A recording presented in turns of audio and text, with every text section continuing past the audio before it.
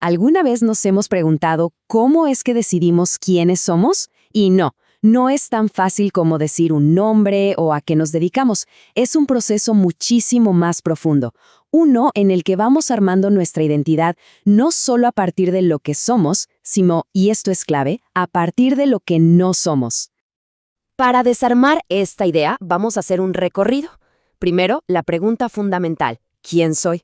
Después, veremos cómo se arma ese juego de el nosotros contra un ellos, y de ahí cómo esa división se puede poner peligrosa. También, cómo la cultura en la que vivimos le echa leña al fuego, qué miedos nos mueven a actuar así para llegar a una conclusión que, la verdad, es bastante sorprendente. Bueno, arranquemos por el principio, con esta gran paradoja de la identidad. Parece la pregunta más básica del mundo, ¿no? ¿Quién eres? Pero la respuesta es increíblemente compleja, porque resulta que para saber quiénes somos, primero tenemos que tener muy claro quiénes no somos. Y acá está el quid de la cuestión. Nuestra identidad se construye en un doble juego. Por un lado, afirmamos cosas, por el otro, negamos otras. O sea, soy esto precisamente porque no soy aquello. Es un equilibrio constante entre sentir que pertenecemos y al mismo tiempo marcando una diferencia.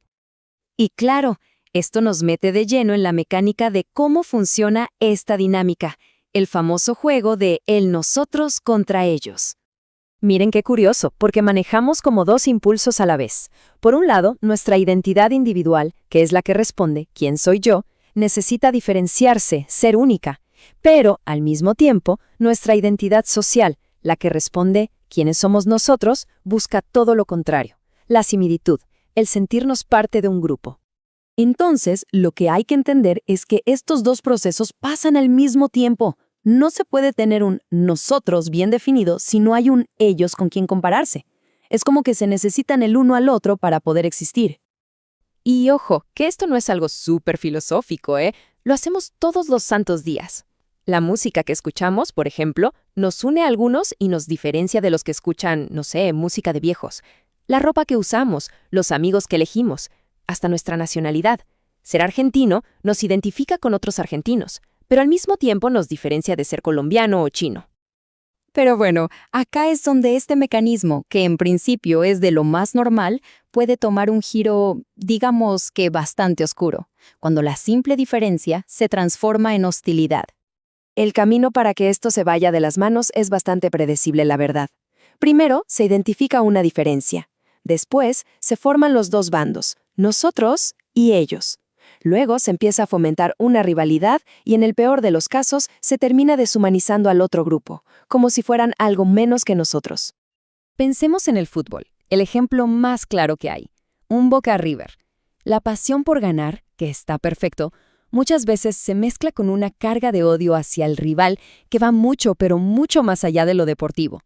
Es un nosotros contra ellos en su estado más puro, y a veces más tóxico.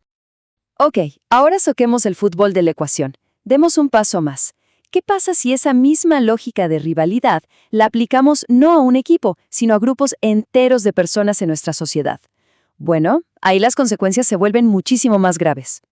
Claro, porque todo esto no pasa en una burbuja. El ambiente, la cultura en la que vivimos, puede hacer que estas tendencias se disparen. El análisis del que partimos habla de algo que llama capitalismo salvaje. La idea es que vivimos en un sistema donde ser ciudadano es casi como ser un competidor. Tu valor se mide por tu capacidad de competir en el mercado. Y lo más complicado es que, bajo esa lógica, si a alguien le va mal, se ve como un fracaso personal, no como un problema del sistema. Y el escritor Eduardo Galeano lo resumió de una forma que te deja helado. Quien no compra, no existe, y quien no tiene, no es. En una sociedad así de consumo y competencia constante, la presión es brutal. Parece que tu existencia misma dependiera de tu capacidad para tener y para comprar. Y toda esta presión, toda esta competencia, nos lleva a la raíz del problema, el pánico a quedarnos afuera del sistema. Es que es lógico, ¿no? Si todo es una competencia feroz y la solidaridad queda en segundo plano, el otro ya no es solo diferente. Se convierte en una amenaza, en un rival que te puede sacar de tu lugar. Y es ahí cuando aparecen las etiquetas, esas palabras que usamos para marcar al otro. Negro, gorda, bolita, cheta. No son solo palabras, son armas que usamos para poner al otro en un lugar inferior, para deshumanizarlo y para crear una distancia segura entre ellos y nosotros. Pensemos en esa frase que seguro hemos escuchado alguna vez. Fui al hospital y me atendió un boliviano. A ver, ¿por qué importa la nacionalidad? ¿Por qué sentimos la necesidad de aclarar eso? ¿Acaso alguien de Bolivia no puede estudiar medicina y ser un excelente profesional? Estas preguntas dejan en evidencia los prejuicios que tenemos metidos hasta en la forma de hablar. Así que acá está la verdadera clave de todo esto. La razón de fondo por la que discriminamos no es tanto el odio al otro, sino el miedo. El miedo por nosotros mismos. El terror a ser excluidos, a no pertenecer, nos lleva a inventar un otro inferior para sentir que nuestro lugar está a salvo. Es como que la discriminación te da una falsa sensación de seguridad, ¿no? Quien discrimina cree que al trazar esa línea entre incluidos y excluidos, se está poniendo a salvo, del lado correcto de la barrera. Pero es solo eso, una falsa sensación. Bueno, y con todo esto llegamos al final, a una reflexión que, la verdad, le da la vuelta a todo lo que veníamos hablando. Y es una paradoja increíble. Si hay algo, una sola cosa, que nos hace a todos iguales, es que, irónicamente, todos somos diferentes. La igualdad real no está en ser todos iguales, como fotocopias, sino en el respeto a que cada uno de nosotros es único.